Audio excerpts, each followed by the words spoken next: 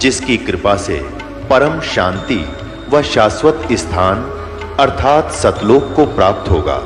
वो परमेश्वर कौन है, कहां है, कैसा है, जानने के लिए कृपया अवश्य सुनिए जगत गुरु तत्वदर्शी संत रामपाल जी महाराज के अमृत वचन। आज तैने मेरी इज्जत रखी है, भगवान तेरी इज्जत रखेगा और तुझे बहुत ज्यादा दे। अब उसका वचन कैसे टले? तो सुपात्र को दिया दान।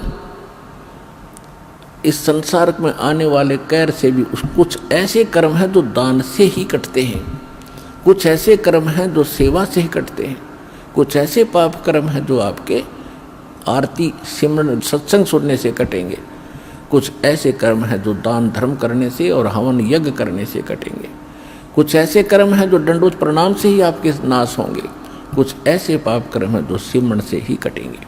तो हमने सारी फार्मूले अपनाने अपने अंतःकरण को दौड़ने के लिए, साफ करने के लिए। तो वो तरीके सारे के सारे आपको यहाँ मिलेंगे और पृथ्वी पर नहीं हैं। इससे आपका अंतःकरण भी साफ होगा, जिस कारण से आपको इस जीवन में भी सुख होगा और मोक्ष भी मिलेगा।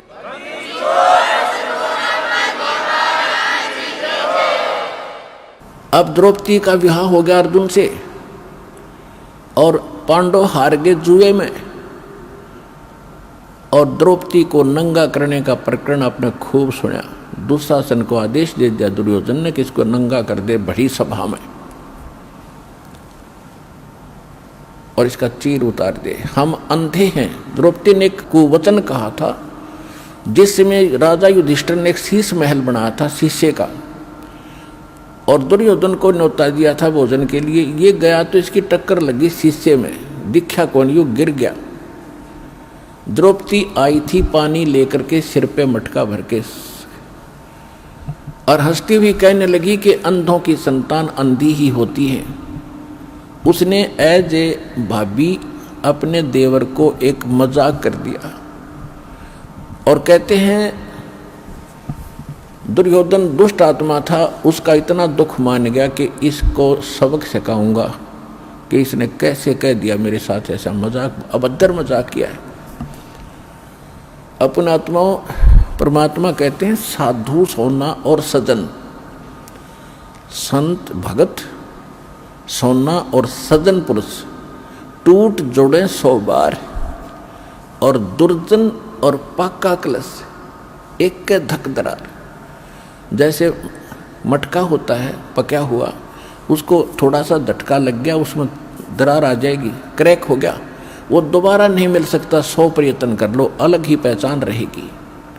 इसी प्रकार दुष्ट व्यक्ति एक बार थोड़ा सा भी कोई बात होगी, वो कभी वैसा नहीं हो सकता। वो अपना कुबद मन में जोर रखेगा, बकवाद करे बिना रह नहीं, उसमें इतना दोष होता है।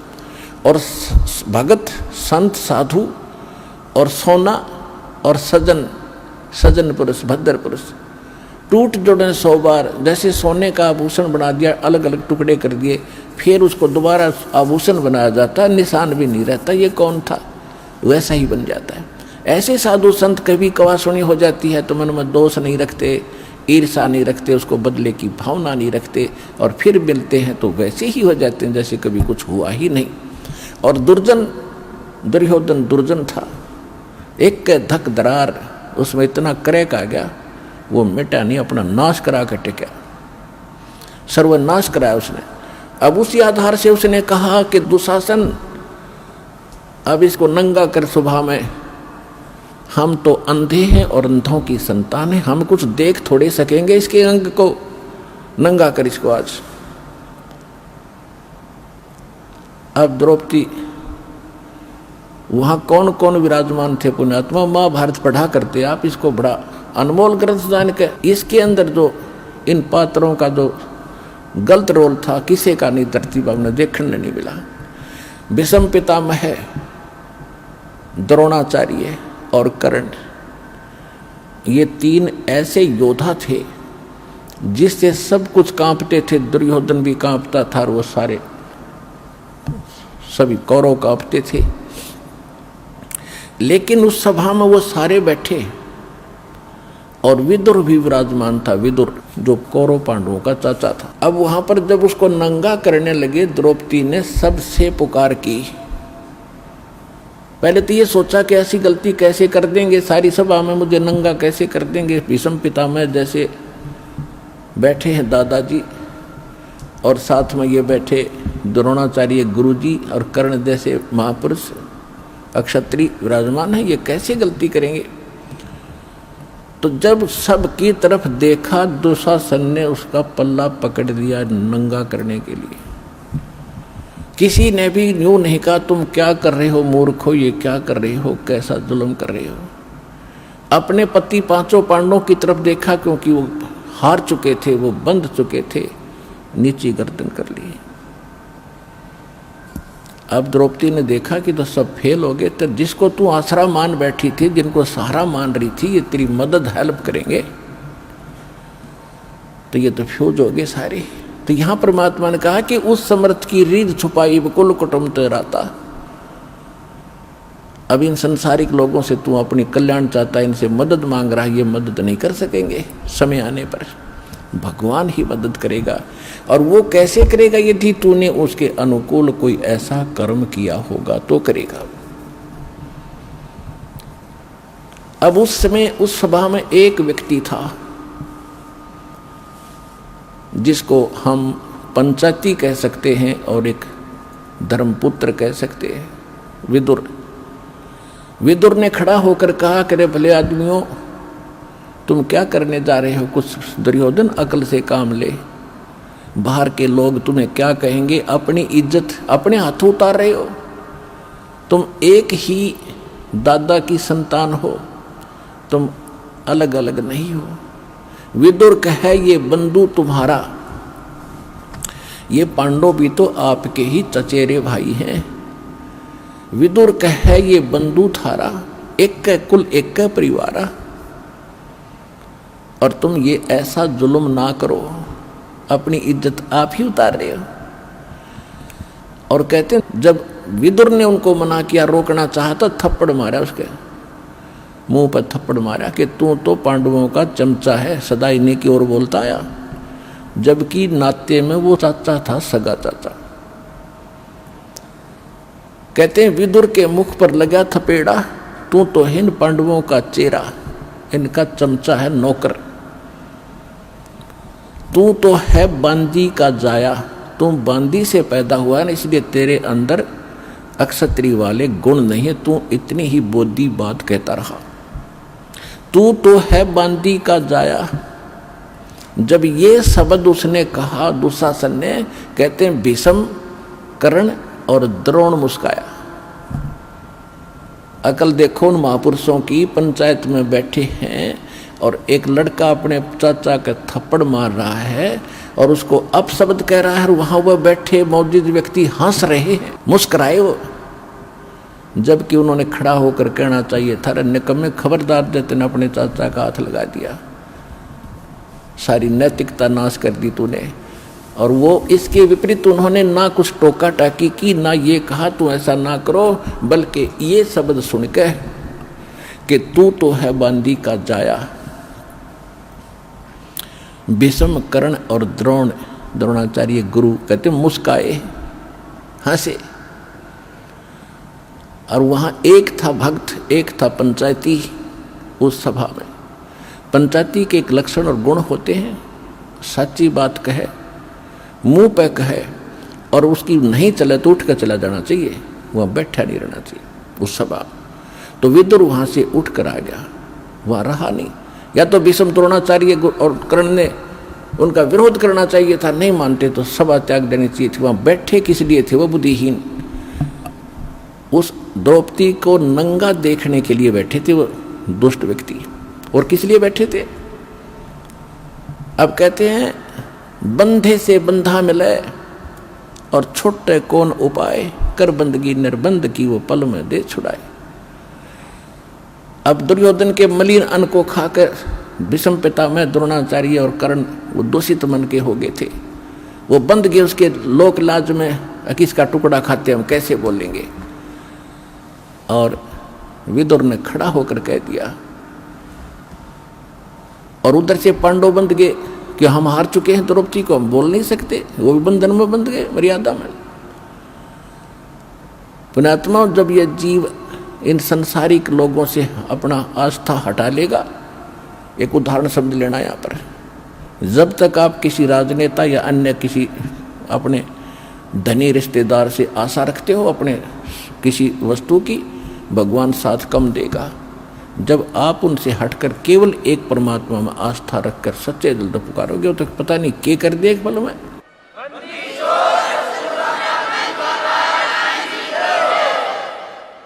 जब द्रौपदी ने देखा कि यहाँ कोई और साथी नहीं, तेरा मददगार नहीं है, तब सच्चे दिल से आत्मा रोई थी। ये भगवान आत्मा का साथी है, मन का साथी नहीं। मन तो पता नहीं क्या क्या बकवास चाहे, ये हो जा, वो हो जा, फलाना हो जा। जब आत्मा चाहेगी ना तो मालिक देगा आपको। ये आत्मा का साथी है और मन है ये काल का एजेंट। जब आत्मा रोई, यहाँ की आपकी पुकार, जैसे पता नहीं कितनी बहनों के साथ बलात्कार होते हैं कहीं कहीं, और वो सभी पुकारती भी हैं अपने मदद के लिए, फिर लास्ट में भगवान को भी याद करती होंगी, लेकिन कितनों की मदद होती है, बहुत कम। कारण ये होता है कि हमने पहले कुछ ऐसा पुण्य नहीं कर रखा जिससे भगवान कोई कारण बना दे और हमारी रक्षा करते हैं किसी भी प्रकार से। तो द्रौपदी का मालिक ने पहले तो कारण बनाया, सौ छलछीदर मैं करूं अपने दिन के काज, जो जन मेरी शरण है ताका हूं मैं दास, और गेल गेल लाग्या फिरूं जब तक धरती आकाश। अब जैसे ये दास पहले हम रामकृष्ण के पुजारी थे, शंकर जी के पुजारी थे, बाबा श्याम जी हनुमान जी के पुजारी थे, और जो भी घर में सुख होता था हम ये कहा करते भगवान विष्णु ने कर दिया, बाबा श्याम जी ने कर दिया, हनुमान जी की दया होगी। जो सा भी याद आ जाता उसी को श्रेय दे देते थे, जो भी भगवान हमें याद आते थे। अब पता चला कि ये तो कुछ कर ही नहीं सकते। अब ज्ञान की रोशनी से पता चला कि करने वाला तो वही था। कहते हैं जगत का पेखना पेखा, धनी का नाम ना लेखा। संसार के लोगों का ही हमने क्रेडिट दिया, इसने ऐसा कर दिया, इसने ऐसा कर दिया। वो कराने वाला भी कोई और ही है अगर किसी से कुछ करवा रहा है। कहते हैं जगत का पेखना पेखा, धनी का नाम ना लेखा। जो सब कुछ कर रहा है उसका जिक्र भी नहीं, कोई सपने में याद नहीं आया आपको।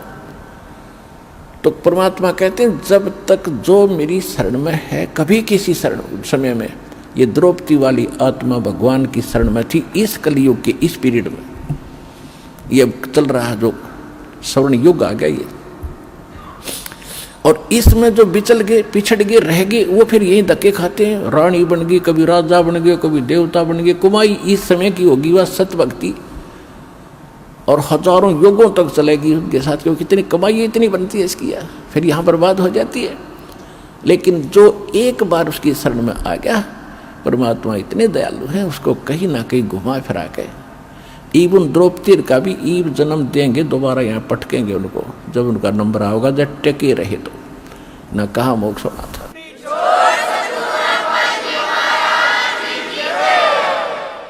तो कहने का बात यह है कि जब आत्मा ने रोई हृदय से मालिक को, तो इसकी पुकार जाती है धर्मराज के दरबार में। और यहाँ एक विधान बना रखा है, कोई ना कोई गुरु पहले अवश्य धारण करते थे, गुरु के बिन भक्ति नहीं करते थे। पांडवों का गुरु थे श्री कृष्ण जी, तो श्री कृष्ण को गुरु भी धारण कर रखा था। अब इसकी पुकार गई वहाँ धर्मराज के दरबार में, उसकी खुल गई वहाँ सीढ़ी। उसने देखा धर्मराज ने कि देखो इस आत्मा पे आपत्ति आई है, मैं कोई रक्षा करा सकता हूँ। उसने देखा कि इसने एक ऐसा दान कर रखा एक साधु संत को कपड़े का, इस पता नहीं कितना क्रेडिट दिया जा सकता है। तो वहाँ से रिफ्लेक्ट होकर के श्री कृष्ण में आई वो नो की नो पावर मालिक की। और कृष्ण जी तो अपनी पत्नी रुक्मणी के साथ शतरंज खेल रहा था, शतरंज का गेम खेल रहे थे महल में। जो ही उसने शतरंज डाली, उसमें बोलते हैं कच्चे 12 पक्के 18 पौ 12 जैसे भी उसके होते, तो 5 सेट डाले थे और बोलना था पौ 12 कच्चे 12 जैसे वो बोलते हैं खेलने में। उसी समय हाथ आकड़ गया उसका नो, और नो बोला अनंत अनंत अनंत। अब कृष्ण नहीं कर रहा था, वह परमात्मा की पावर उससे करा रही थी। अब रुक्मणी ने उसका हाथ पकड़ दिया कि अनंत अनंत क्यों बोल रहे हो, आगे आगे बोल, इस कच्चे बारा पक्के बारा कुछ तो बोलना था, ये ऐसे क्यों बोल रहे हो आप। तब उसने कहा कि रुक्मणी कर पकड़ा मुस्काई, गरीबदास साहिब जी की अमरवाणी से दास सुना रहा है। रुक्मणी कर पकड़ा मुस्काई, उसका हाथ पकड़ कर हंसने लगी। अनंत कहा मोह को समझाई, ये अनंत क्यों कहा इसका मुझे बता। अब कहते हैं दुस्शासन ने द्रौपदी पकड़ी और हमरी भगत सकल में सिखरी, जय हमरी भगत पिछोड़ी हुई तो हमरा नाम न लेवे कोई। वहाँ कृष्ण नहीं बोल रहा था, कृष्ण को बुलाया जा रहा था भगवान के द्वारा, और परमात्मा की पावर ही उसके पास वहाँ से भीतर, जैसे जड़ से खुराक आती है पौधे में, पौधे से जाती टहनी में, टहनी के फल लगते, तो वो फल देने वाली टहनी है, उसका देने वाला जड़ है, टहनी के बस का नहीं था, ये समझ लेना। क्योंकि जब इस फार्मूले को आप समझोगे अध्यात्म ज्ञान को, जब आपके समझ में आएगी और आपकी दृष्टि वहीं टेकेगी जाके कि करे कराओ साइया मन में लहर उठा, दादू सदर जीव के आप बगलो जाए। कृष्ण कहते सरदरी थी और करने वाला खुद था वह। रुक्मणी कर पकड़ा मुस्काई, अंत कहा मोह को समझाई, दुस्शासन ने द्रौपदी पकड़ी और हमरी भगत यानी भगवान की भगत सकल में सिकरी, और जय हमरी भगत पिछोड़ी हुई, जय हमारा भगत हार में आ गया तो भगवान का नाम ना लेवे कोई। अब श्री कृष्ण तो फिर इतना कह के लग गया पैसे खेलने, वो मालिक आए फिर कृष्ण रूप धारण करके, श्री कृष्ण रूप बना के परमात्मा सूक्ष्म रूप में द्रौपदी के सिर पे आकर बैठ गए। कहते हैं तनदेही से पासा डारी, कृष्ण तो अपना वहां खेल रहा है और पहुंचे सूक्ष्म रूप मुरारी कबीर परमात्मा। खेचत खेचत खेच कसीसा, सिर पर बैठे हैं जगदीशा, द्रौप सुता के तीर बढ़ाए, शंख असंखों पार न आए, द्रौप सुता ने दीनी लीर और जाके अंत बढ़ाए चीर।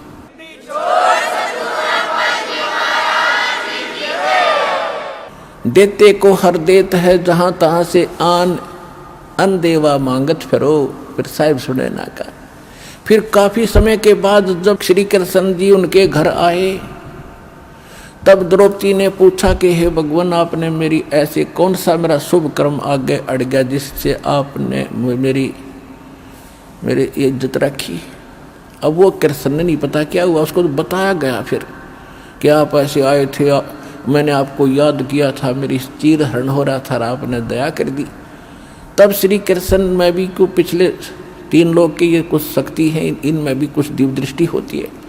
इसने जब ध्यान मग्न होकर देखा कि कौन सा पुण्य इसको मिला, तब उसने बताया कि द्रौपदी, तूने एक बार जब तू कंवारी थी राजा द्रौपद के घर नहाने गई थी, और तूने एक साधु संत को एक बिलहात का एक छोटा सा टुकड़ा साड़ी का पाड़ के दिया था।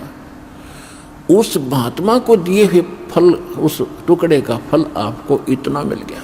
ओए होए, जब उसको याद आया, रिमाइंड हुआ को, अच्छा हो इतने महापुरुष थे वो सूरदास। तो कहती है कि एक लीर माने छोटे से टुकड़े के कारण मेरे हो गए चीर अपार, और जय मैं पहले जानती कि ऐसे समर्थ है ये, तो सब कुछ देती वार कि उसको ना जाने के दान दे देती, उस महापुरुष को पता नहीं क्या समर्पण कर देती।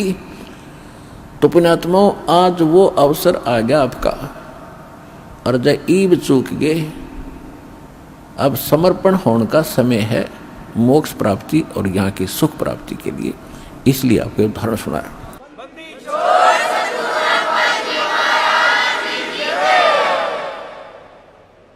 अब जो प्रसंग चल रहा था कि परमात्मा कहते कर्म भ्रम ब्रह्मंड के मैं पल में करहु नेस, और जिन हमारी दुहाई दी सो करो हमारा बेस। शिव मंडल ब्रह्मापुरी चाहे विष्णु लोक में हो, हमरे गुण भूले नहीं तो आण छुटाऊं तो। अब परमात्मा जब आप वहाँ कोई याद करेगा गलती कर गया जो प्राणी, तो फिर उसके साथ ऐसी बीतेगी। फिर वहाँ भी अगर ये गुण याद आ गए भगवान के, रब मैं तो गलती कर गया, बहुत नाश कर दिया, मैंने तो अपना जीवन बैठा दिया, तो फिर वहाँ से भी छुड़वा लिया होगा भगवान। और फिर मनुष्य जन्म दे देगा, आपकी शेष पूंजी बची रह जाएगी। इतना दयालु है। अब करेगा वो, अब इस समय में, और इससे पहले जो पिछले जन्मों में कोई गलती हुई थी उनको स्टॉक कर दिया परमात्मा ने। जैसे पहले भी सार नाम मिला बहुत, जो पहले कलयुग में कभी यही आता समय, तो उसमें जो रह गए पार नहीं हुए, और यूँ समय बीत गया, और फिर उनका कोई याद आया तो उनको स्टॉक कर दिया भगवान ने। वहाँ यह एक मिनी सतलोक है भगवान का अलग से, और उनको रखा हुआ सुरक्षित, उनकी पूंजी नाश नहीं होने दी।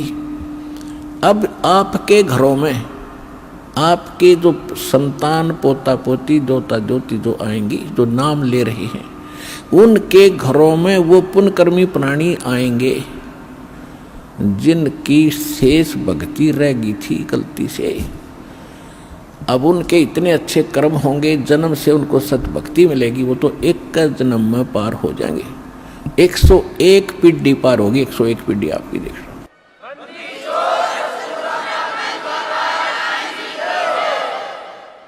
और 101 पीढ़ी पूरा होने में लगभग 1-2 हजार वर्ष अवश्य लगेंगे। तो 1-2 हजार वर्ष तक ये भक्ति चलेगी, ये मोक्ष होगा। उसके बाद क्या होगा कि जो रह जाएंगे पार नहीं होंगे, तो फिर ये माहौल उनको भी वो रह गए यहाँ पर, पार नहीं हुए किसी कारण से, तो आगे हजारों वर्षों तक और एक सतयुग जैसा माहौल, उनमें प्यार स्वभाव ठीक रहेगा। वो दुखी ना होंगे जो हाहाकार अब माच रहा है। उनकी किस्मत का भगवान खूब समय पर वर्षा करेगा पृथ्वी पर, फिर पुनः सतयुग जैसे बढ़िया फलदार वृक्ष हो जाएंगे, फल सारा कुछ सुविधा देगा दाता, और सुखी रहेंगे। और जो तीसरी पीढ़ी, अंतिम जो पीढ़ी आएगी कलियुग की, वो भक्ति योग नहीं रहेंगे, वो तो कृतघ्नी हो जाएंगे, मांसाहारी हो जाएंगे, कोई व्यवहार ठीक नहीं रहेगा। अब तो व्यवहार तो तकरीबन अभी बिगड़ गया हमारा, लेकिन अब सेट होगा दोबारा। और फिर लास्ट वाली जो पिछली पीढ़ी लास्ट वाली होगी, उसमें भक्ति योग प्राणी नहीं रहेंगे, वो बिल्कुल नष्ट हो जाएगी। तो उस समय से आने से पहले उसको याद रखना, बुरा हाल हो जाएगा। इस डर से भी आप भक्ति करके यहाँ से निकलो। ये समय आपको गोल्डन चांस मिला है।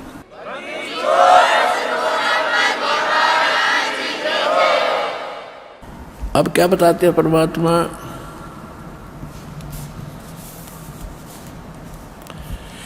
अनंत कोट ब्रह्मांड का एक रति नहीं भार, सतगुरु पुरुष कबीर हैं ये कुल के सिरजनहार।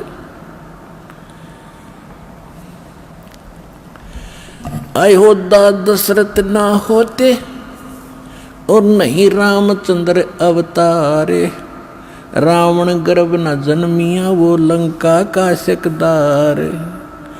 एक कबीर पुरुष अनादि और सकल है बाद, एक कबीर परमात्मा अविनाशी हैं और सभी नाशवान हैं। रचनहार जगत गुरु ये लीला अगम अगाध, अगम संदेशा कहत हूँ, अगम संदेशा आदि है ये होते सूर्य न चंद। गरीबदास जी बता रहे हैं कि पहले सूरज चंद भी नहीं थे, वो पहले की कथा सुनाता हूँ। शिव वृंच पतियां भय है ये बारू जेते अंधे। गरीब सिंधु शब्द में सैले कर फिर आए ब्रह्मा पास।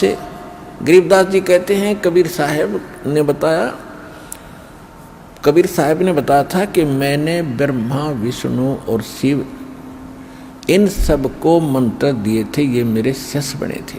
क्या बता रहे हैं, शब्द सिंधु में सैल कर फिर आए ब्रह्मा पास, मंत्र नाम सुनाइया ये चेरा की नादास।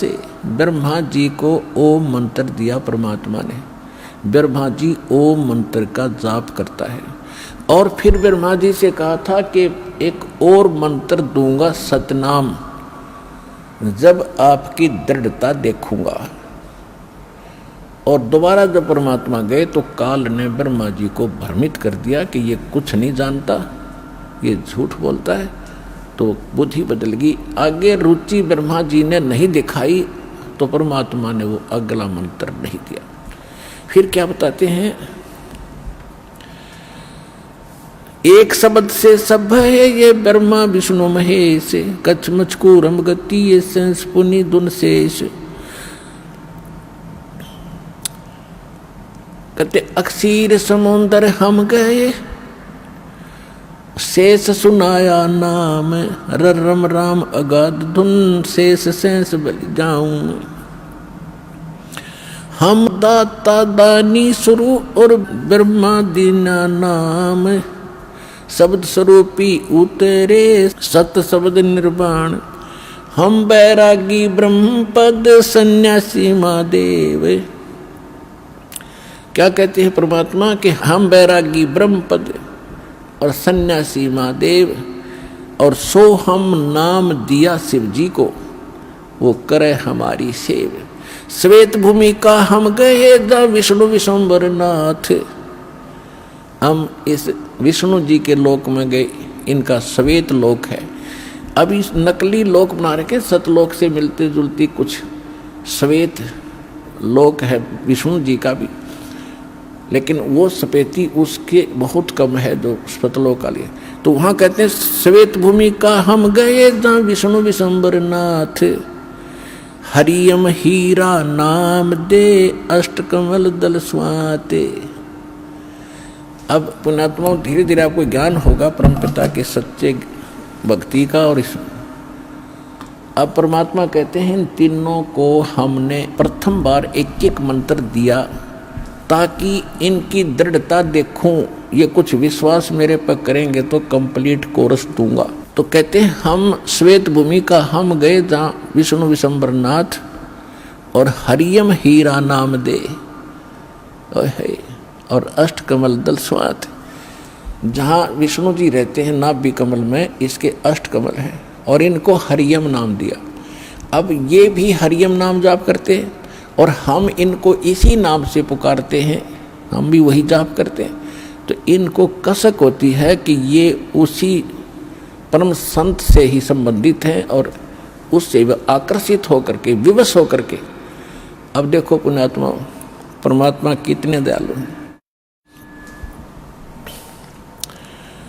अब जैसे आप ब्लूटूथ से एक मोबाइल में दूसरे मोबाइल में कोई चीज़ डालते हो तो दोनों ओपन करने पड़ते हैं, इसी प्रकार परमात्मा ने वो पहले ओपन कर रखे हैं। अरीब तुम अपना ओपन कर लो, अपने आप को शक्ति आप में आनी शुरू हो जाएगी। उनके तो पहले ओपन कराई। तो कहने का बात यह है कि जो जो नाम इन सभी देवों को मालिक ने दे रखे हैं ये उन्हीं का जाप करते हैं। ये इनकी पूजा नहीं समझना, मंत्र इनसे लाभ लेने के हैं ये। और वही मंत्र आज आप जाप कर रहे हो तो ये विवश है, इनके बस की बात नहीं, क्योंकि वो पहले ब्लूटूथ ओपन कर दिए भगवान ने, उनके पहला करे, अब आपके कर दिए। लूट लो लूट इस राम नाम की। अब कहने का भाव ये है पुण्यात्माओं, आप जी को ये अनमोल जन्म मिला, अनमोल नाम मिला और ये अनमोल बरवाला स्थान मिला और वो बेकीमत भगवान मिला। इसको संभाल के रखना, समझा है तो सर दर पाओ, बोर नहीं रहा सताओ। बोलो सतगुरुदेव।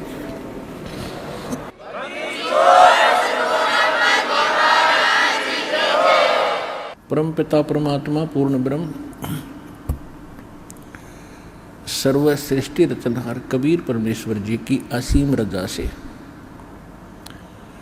आप सभी पुण्यात्माएं सत्संग यथार्थ भक्ति मार्ग सुनने के लिए उपस्थित हो सके।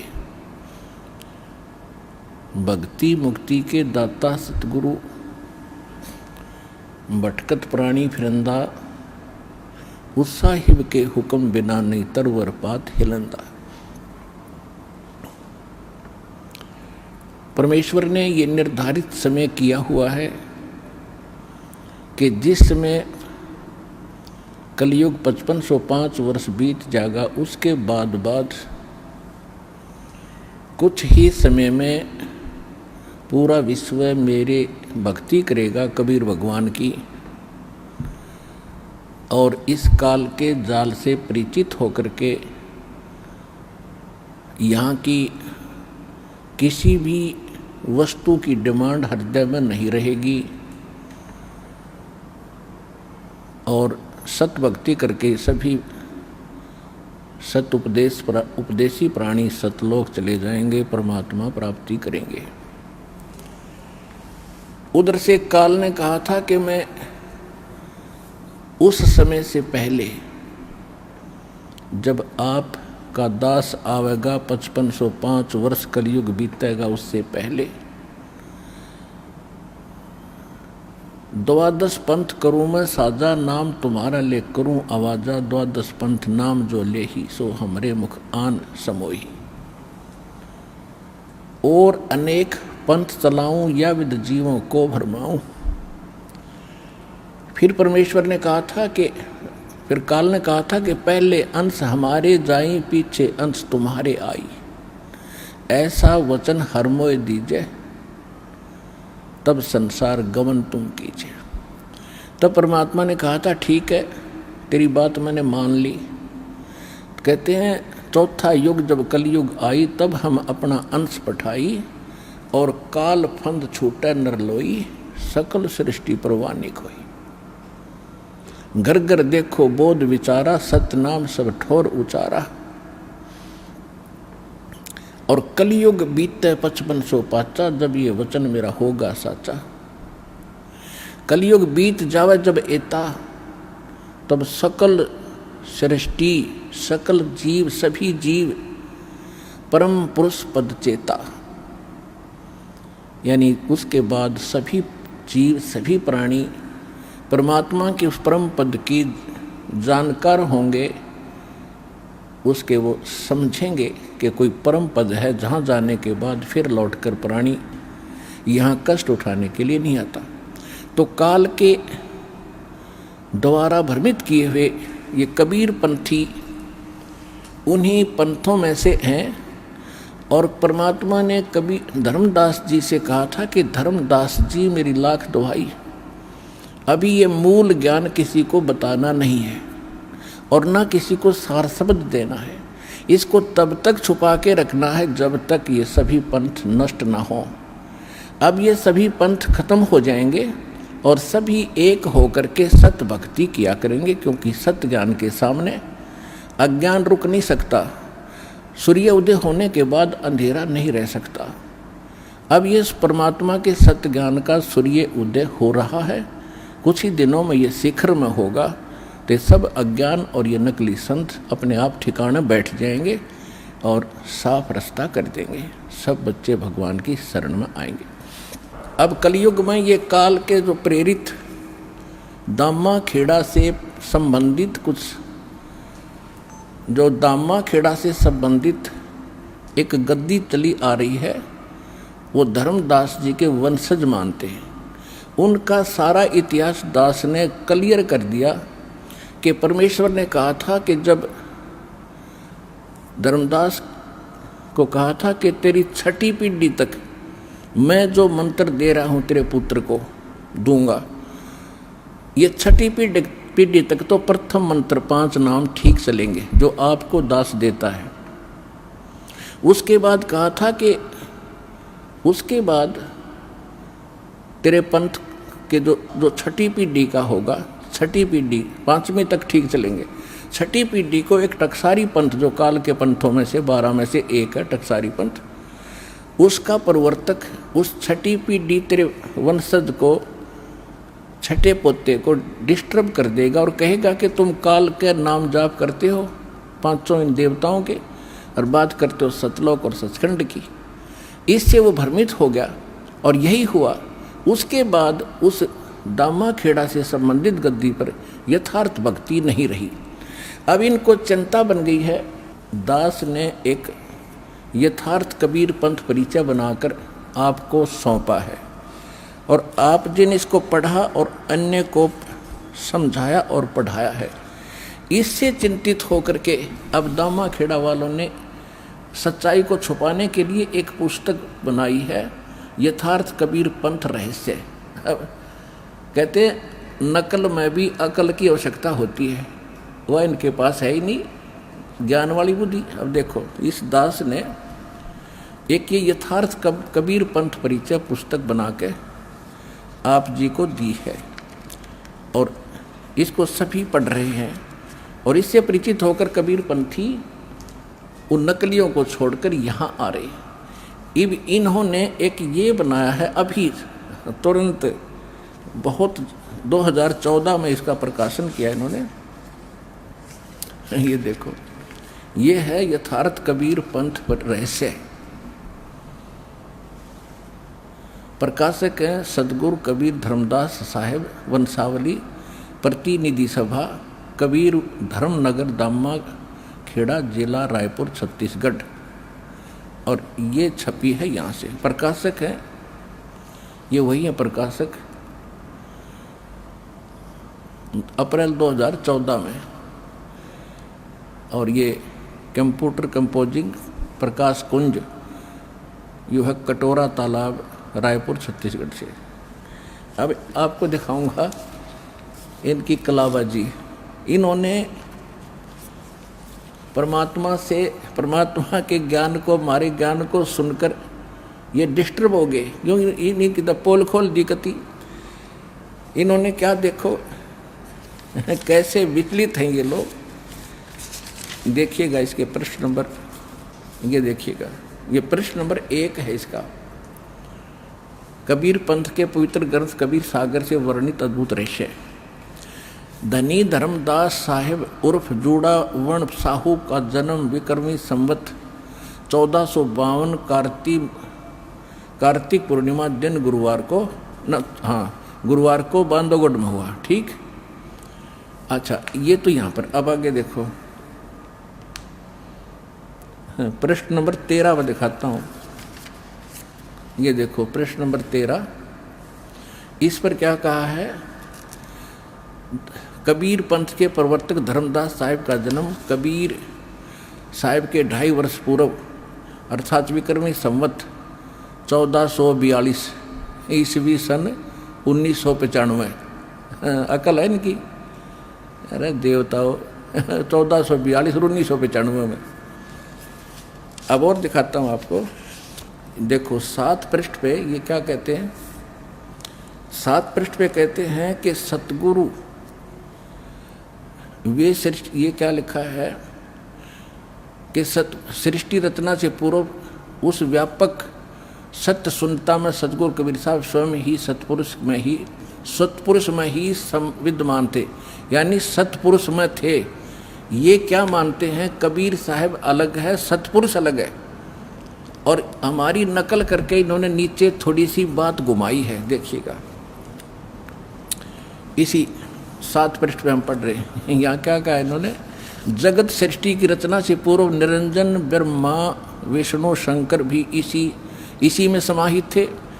यो क्या कह रहा है कि ये क्या लिख रहे हैं, सतपुरुष में कबीर साहब भी उसी में लीन थे और निरंजन भी ब्रह्मा विष्णु महेश भी उसी में लीन थे।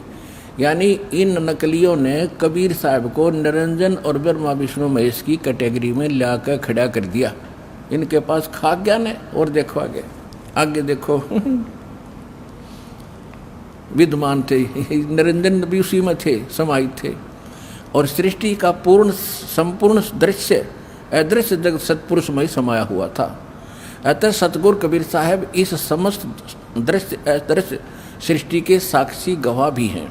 वे सृष्टि के आदि में भी विद्यमान रहे और प्रलय काल तक रहेंगे, यानी फिर मर जाएंगे। अर्थात सतपुरुष और सतगुरु कबीर साहब एक ही हैं। इनकी कलाबाजी देखो। पहले तो कह रहे हैं कि सतपुरुष में कबीर साहब समाये हुए थे और ब्रह्मा विष्णु महेश और निरंजन भी उसी में थे और फिर उससे उत्पन्न हुए। अरे ये कह रहे कबीर साहब और सतपुरुष साहब एक ही हैं। ये तो हमारी पर केवल एक पंक्ति लिखी है गलती से। इनका मानना ये है कि कबीर साहब अलग है और सत्य पुरुष भिन्न है। तो यहीं से पता चल जाएगा ये पक्के काल के दूत हैं। इनको कख पता नहीं। और 600 वर्ष हो गए दावा करते हैं कि बांधवगढ़ दामा खेड़ा से जो नाम लेगा वो पार होगा। पार नहीं, उसका तो बेड़ा गर्क हो जाएगा। कख नहीं इनके पास, कोई सार नाम नहीं, सार शब्द नहीं इनके पास, सत्य नाम नहीं, पांचों नाम अटपट कर रहे, वो भी सही नहीं।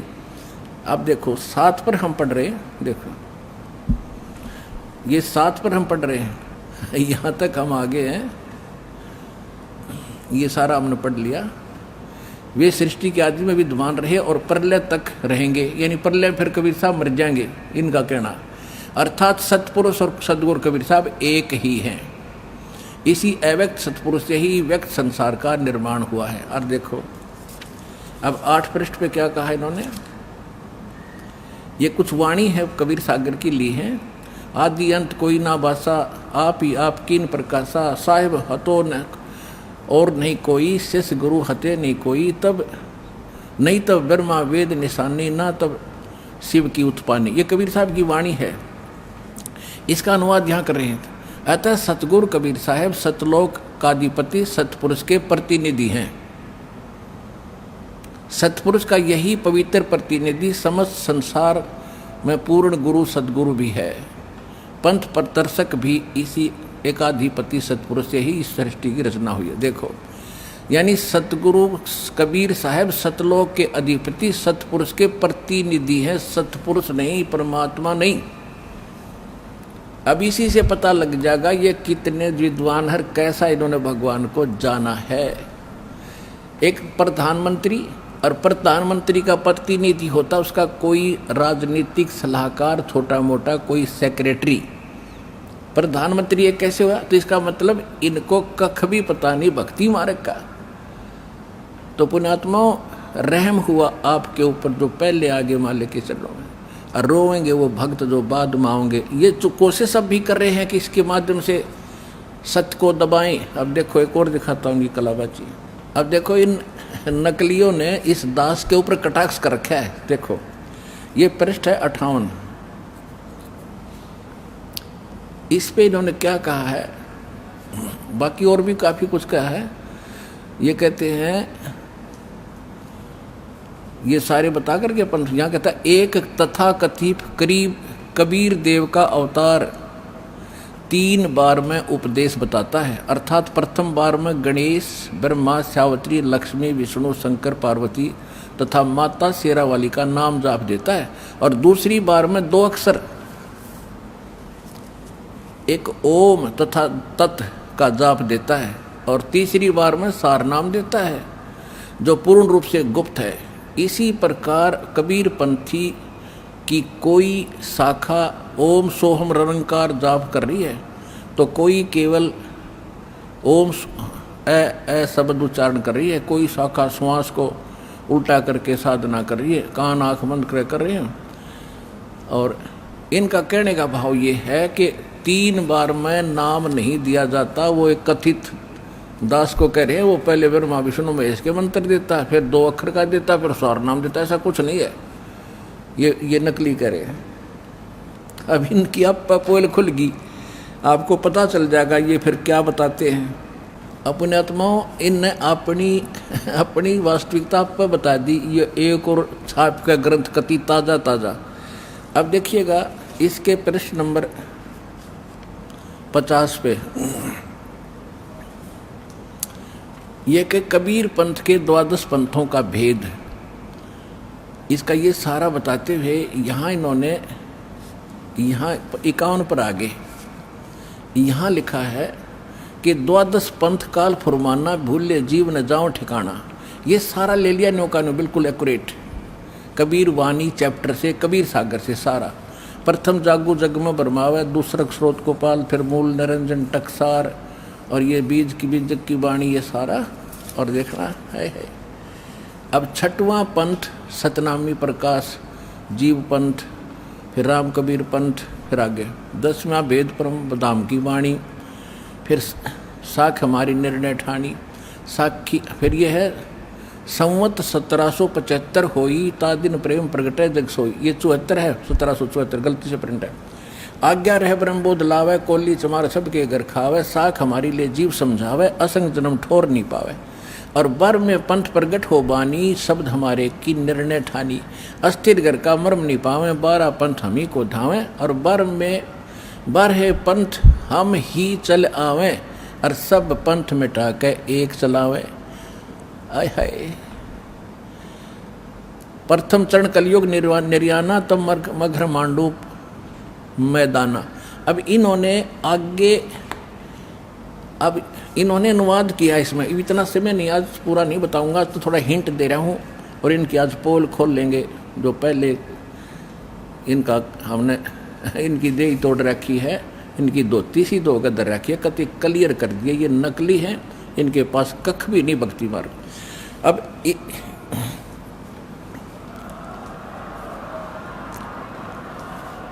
इन्होंने फिर आगे अनुवाद करा इसका अपने हिसाब से अड़ंगा करने के लिए, लेकिन इस वाणी का ना करा नहीं किया कि बर में पंथ हम ही चल आवें और सब पंथ मिटा के एक पंथ चलावें। ये वहाँ छोड़ दिया, क्योंकि श्रद्धालु केवल अनुवाद पढ़ते हैं, इनके वाणी वो समझ नहीं सकते। इसलिए दास पे कृपा करी परमात्मा ने ये प्रोजेक्टर और DVD बनवा के कि हाथों हाथ सच्चाई मिलेगी। अरे ये नकली और अच्छी तरह साफ हो जाएंगे। इसमें देखिए अनुवाद किया इन्होंने, 52 पृष्ठ पर पढ़ते हुए आ रहे हैं कि परमात्मा कहते हैं कि बर में पंथ है, ये बर में पंथ है प्रेमी हम ही चल आवें और सब पंथ मिट एक ही पंथ चलावें। इसका अर्थ नहीं कर रखा ये सारा, ये देखिएगा पूरा पूरा देख लो एक बार, पूरा देखो, पढ़ाऊंगा नहीं, एक देख लो इसको। आजकल बड़े सिस्टम है, पीछे पूरा पूरा पेज देखो। इसमें कहीं भी उस अर्थ नहीं दिया इन्होंने जिसमें ये लिखा है कि बर में पंथ हम ही चलावें, उसका कति जिक्र नहीं किया है। तो कहने का भाव ये है पुण्यात्माओं, खलबली मचगी इनका। आइए अब हम उन श्रद्धालुओं के अनुभव जानते हैं जो जगत गुरु तत्वदर्शी संत रामपाल जी महाराज जी से दीक्षा प्राप्त कर चुके हैं तथा उनके द्वारा बताए गए भक्ति मार्ग पर चल रहे हैं। नमस्कार सर। नमस्कार सर। क्या नाम है आपका? अशोक कुमार। सर आप कहाँ के रहने वाले हैं? जिला बारां, राजस्थान, गांव अंता है। संत रामपाल जी महाराज से नाम दीक्षा आपने कब ली? तत्वदर्शी सदगुरु संत रामपाल जी महाराज से नाम दीक्षा 28 अप्रैल 2013 को ली। संत रामपाल जी महाराज से नाम दीक्षा लेने से पहले क्या आप कोई भक्ति साधना भी करते थे? जी, सदगुरु रामपाल जी महाराज से जुड़ने से पहले जो भी परिवार में पारंपरिक साधनाएं होती है, देवी देवताओं की भक्ति करना, मंदिर मस्जिदों में जाना, ये सभी परंपरा से जो चली आ रही थी वही साधना हम करते थे। तो सर आप जो पारंपरिक साधनाएं करते थे उन सब से आपको क्या क्या लाभ मिले? परंपरागत साधनाएं करते थे, उनसे मुझे कुछ भी लाभ नहीं हुआ, उल्टी हानियां हुई। मेरी पहली पत्नी शादी के 2 साल बाद ही एक्सपायर हो गई। पीलिया या कोई अन्य रोग ऐसे होने से वो वहीं शांत हो गई पियर में ही। उसके बाद में मैं पढ़ाई करता था, 10वीं तक पढ़ाई करी मैंने। उसके बाद में 10वीं से पढ़ाई बंद करने के बाद में दूसरी मैरिज हुई भीलवाड़ा राजस्थान में। वहाँ भी कुछ समय बाद में ही वो पत्नी भी मेरी एक्सपायर हो गई, शांत हो गई। और उसमें हमारे पिताजी रामदेव जी, बाबा रामदेव जी की साधना करते थे। रामदेवरा जाते थे साल के साल ही, भादवे के महीने में। वहाँ रामदेवरा जाने से भी उन्होंने जो साधना बताई कि भाई यहाँ ऐसा ऐसा करना है, वैसा करना है, तो उनके साथ में जाकर यही साधना करी जो परंपरा से हमारे पिताजी करते थे। उनसे कोई लाभ नहीं हुआ। देवी देवताओं पे विश्वास करना ही छोड़ दिया, क्योंकि हानि के अलावा उन देवी देवताओं से मुझे कुछ भी प्राप्त नहीं हुआ। उसके बाद में सत्संगों में जाना शुरू किया, तो वहाँ भी यही था कि गांजा पीना, बीड़ी पीना, सिगरेट पीना। वहाँ भी ऐसे ही विषय विकारों में ही उलझा देते। जो संत महात्मा होते थे सत्संग में भजन के लिए बैठते थे, जो ढोंगी संत आते थे, वो भी यही कहते थे कि भाई बीड़ी जलाओ, सिगरेट जलाओ। तो जलाना पड़ती थी, उनको जला के देते थे। वो बोलते थे कि आप भी खींचो एक फूंक, हम भी खींचते थे। ऐसे ऐसे करते, उसकी भी लत लग गई।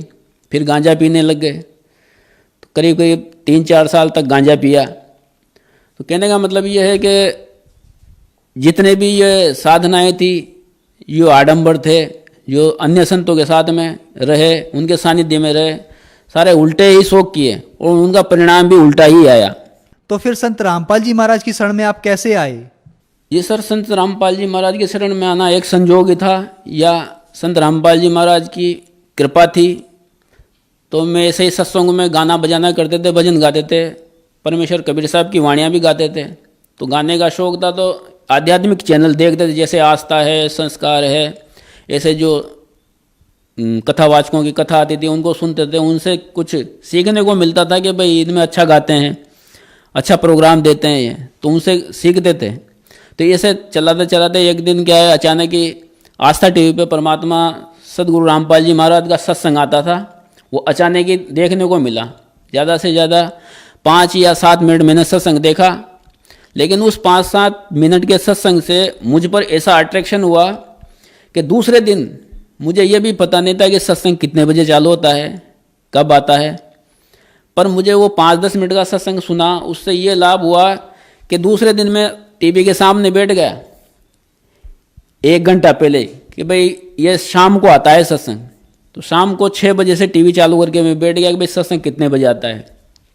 जब 6 बजे सत्संग शुरू हुआ, मैंने देखा आधे घंटे का सत्संग आता था आस्था चैनल पर।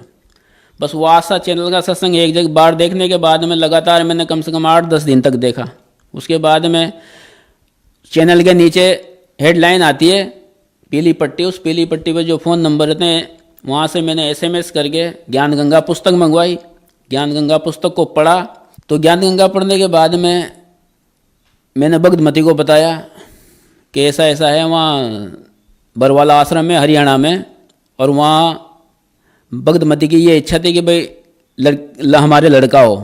तो मैंने उनको बताया, मेरे ससुराल वालों को भी बताया कि भाई बरवाला आश्रम में संत रामपाल जी महाराज हैं और नाम दीक्षा लेते हैं, जो भी मनोकामना होती है वो पूर्ण होती है। उन्होंने विश्वास नहीं किया इस बात पर, फिर भी मैंने जोर देकर मेरी धर्म पत्नी और 2 लड़कियां थी उनको लेकर मैं बरवाला आश्रम गया। ये घटना है 28 अप्रैल 2013 की। जब मैं बरवाला आश्रम पहुंचा, पूछते पूछते बरवाला आश्रम जाकर जब हमने देखा तो वास्तव में ऐसा लगा कि यहाँ परमात्मा स्वयं विराजमान है। जब हम गए, भक्तमती और दोनों लड़कियाँ, उन दोनों को नाम दीक्षा दिलवाई। तो सर संत रामपाल जी महाराज से जब आपने नाम दीक्षा ली, उसके बाद क्या आपको कोई लाभ भी प्राप्त हुए? सबसे पहले तो सदगुरु संत रामपाल जी महाराज से नाम दीक्षा लेने के बाद प्रथम लाभ तो ये मिला कि मुझे आध्यात्मिक ज्ञान हुआ। इससे ये पता चला कि देवी देवताओं की भक्ति करने से क्या होता है और पूर्ण परमात्मा की साधना करने से क्या होता है, पूर्ण लाभ कहाँ से प्राप्त होता है, कैसे प्राप्त होता है, यह सदगुरु रामपाल जी महाराज की शरण में आने के बाद ही पता चला। दूसरा लाभ, भगतमती को और उसके माता पिता को ये इच्छा थी कि हमारे लड़का हो, लड़की को। तो उस समय मेरी मिसेज प्रेग्नेंट थी। जब सदगुरु रामपाल जी महाराज ने से नाम दीक्षा लेकर और उनसे आशीर्वाद प्राप्त करने के लिए जब हम सदगुरु रामपाल जी महाराज के वहाँ नाम दान में आशीर्वाद लेने पहुँचे, तो मेरी पत्नी महिलाओं की लाइन में लगी हुई थी और मैं पुरुषों की लाइन में लगा हुआ था। तो मेरी पत्नी ने मुझे ये नहीं बताया कि उसने क्या मांगा गुरुजी से। मैंने परमात्मा का आशीर्वाद लिया और मैंने अपना स्थान ग्रहण किया। उसके बाद में जब मेरी पत्नी और हम वापस मिले, तब उसने आके बताया मुझे कि मैंने तो परमात्मा के सामने, सदगुरु रामपाल जी महाराज के सामने ये अर्जी लगाई थी कि अगर सदगुरु रामपाल जी महाराज सच्चे संत हैं, परमात्मा स्वरूप हैं, तो मुझे लड़का दें। और दूसरा लाभ ये हुआ कि मुझे सदगुरु रामपाल जी महाराज की शरण में आने के बाद में पुत्र की प्राप्ति हुई।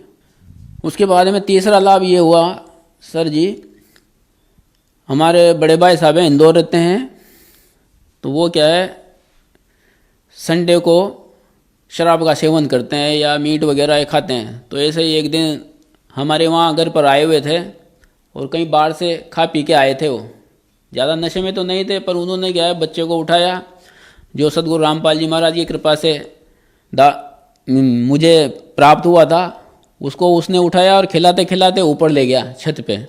और वहाँ से अचानक ही पैर फिसला हमारे बड़े भाई साहब का, और उनके साथ में ही बच्चा भी ऊपरी मंजिल से सीधा लुढ़कते लुढ़कते सीढ़ियों से नीचे आ गया। और नीचे आने के बाद में जैसे हमारे भाई साहब उसके पीछे दौड़, तो वो भी नीचे गिर गए। तो हमारे भाई साहब का तो पैर टूट गया, पैर फ्रैक्चर हो गया एक। और हमारे जो बच्चा था उस बच्चे के एक खरोंच भी नहीं आई, और नाली में जैसे जाके गिरा तो बच्चा एकदम थोड़ी देर सुन्न हो गया, आवाज़ भी नहीं करी, ना रोया ना चिल्लाया। सारे के सारे वहाँ मोहल्ले वाले इकट्ठे हो गए, सबने पूछा कि भाई बच्चा तो मर गया है, इतने ऊपर से गिरा है। उसके बाद में मैंने आके उठाया, जैसे मैंने उठाया बच्चा ये रोया भी नहीं, मैंने थोड़ा पंखे में लाकर उसको सुलाया, हवा लगी तो खेलने लग गया बच्चा। उस टाइम उसकी उम्र केवल 8 महीने थी, 8 महीने का लड़का था। तो तीसरा चमत्कार ये हुआ। उसके बाद में और चमत्कार ऐसे कई हैं सदगुरु रामपाल जी महाराज के।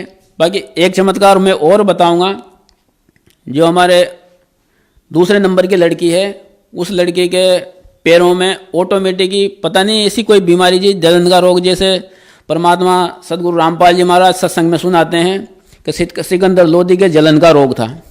ऐसा का ऐसा ही रोग मेरी पुत्री छोटी वाली, जिसका नाम धनाक्षी है, उसके पैरों में हो गया। तो ऑटोमेटिक ही पैर ऐसे फट जाते थे जैसे खरबूजा फटता है, खड़ा भी नहीं होया जाता था उससे, और खून बहने लग जाता था। मैंने उसका करीब करीब 3 महीने तक इलाज करवाया, 500 रुपये के 3 बार कोर्स दिए। एक बंगाली डॉक्टर है, वहाँ से कोर्स लाया कि उसने गारंटी ली कि मैं 3 महीने में ख़त्म कर दूंगा इस रोग को, लेकिन वो रोग उससे 3 महीने में भी ख़त्म नहीं हुआ। फिर मैंने बरवाला आश्रम सदगुरु रामपाल जी महाराज के यहाँ प्रार्थना लगाई। वहाँ प्रार्थना लगाने के बाद में केवल 30 रुपये की दवाई में सदगुरु रामपाल जी महाराज की ऐसी कृपा हुई, केवल 30 रुपये की दवाई में आज वो ठीक है एकदम, उसके पैरों में निशान भी नहीं है, नहीं तो जख्म हो गए थे बड़े बड़े। ये लाभ हुआ है। और सदगुरु रामपाल जी महाराज की शरण में आने से मेरे जो विषय विकार थे, बुरी आदतें थी, गलत शौक मौज थे, जैसे शराब पीना, बीड़ी पीना, चिलम पीना और मांस मंदिरा का इनका सेवन करना, ये सारी बुरी आदतें एक साथ छूट गई। सब कहते हैं कि भाई ये नहीं छूटती है, बाकी सदगुरु रामपाल जी महाराज की शरण में आने से एक ही बार में सारे विषय विकार व्यसन छूट गए। सभी हिंदू धर्म में देवी देवताओं की भक्ति करते हैं, वो ये कहते हैं, आरतियों में भी गाते हैं कि विषय विकार मिटाओ पाप हरो देवा, स्वामी पाप हरो देवा। बाकी आज तक गाने से विषय विकार किसी के भी नहीं मिटे और आज तक भी गा रहे हैं, लेकिन सदगुरु रामपाल जी महाराज की शरण में आने के बाद तुरंत ही सारे विषय विकार, आज कोई अगर बीड़ी भी पीता है हमारे सामने या हमारे पास में तो ऐसी बदबू आती है कि थोड़ी देर बाद में उल्टियाँ हो जाए, ये कंडीशन है। अब सदगुरु रामपाल जी महाराज की ऐसी कृपा है कि जो ऐसे समाज का निर्माण करने जा रहे हैं जिसमें सारे विषय विकारों को मिटा रहे हैं, दहेज रहित शादियां करवा रहे हैं। तो सदगुरु रामपाल जी महाराज ने एक ऐसे समाज का निर्माण किया है जो सामाजिक तौर पर, आर्थिक तौर पर उन्नति करेगा और समाज को एक नई दिशा देगा। संत रामपाल जी महाराज की शरण में आने के बाद आपको बहुत से लाभ मिले। आपको एक लड़के की प्राप्ति हुई, उसके बाद उसी लड़के को जीवन दान मिला, उसके अलावा आपको शराब आदि नशों से भी छुटकारा मिला। तो सर, जो समाज आज आपको सुन रहा है, आप उन्हें क्या संदेश देना चाहेंगे? ये सर, समाज को संदेश तो क्या, एक प्रार्थना और विनती है कि अगर आप भी मेरी तरह इन विषय विकारों से बचना चाहते हैं और आध्यात्मिक लाभ, शारीरिक लाभ और आर्थिक लाभ लेना चाहते हैं तो सदगुरु रामपाल जी महाराज की शरण में आएं और अपना कल्याण करवाएं और सभी तरह के शारीरिक, आर्थिक और जितने भी लाभ हैं जो आप लेना चाहता है, इन देवी देवताओं की शरण में आने से नहीं प्राप्त होंगे। ये सदगुरु संत रामपाल जी महाराज की शरण में आने से ही प्राप्त हो सकते हैं। धन्यवाद सर। सत साहिब।